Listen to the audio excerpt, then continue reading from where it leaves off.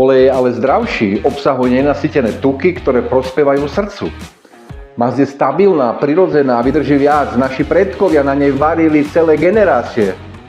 No ale ľudia sa masti boja, vraj je nezdravá. Olivový alebo repkový olej má viac vitamínu E a omega-3. Nezdravé je, keď je všetkého veľa. Masť z domáceho chovu, bez éčok, to je úplne iná liga. A čo stabilita pri varení? Masť vydrží vysoké teploty, neoxiduje tak rýchlo. A myslíš na svoje srdce?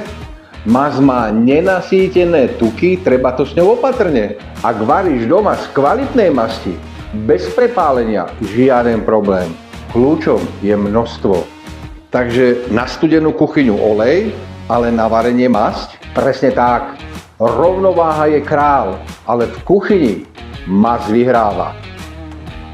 Takže olej aj masť majú svoje miesto.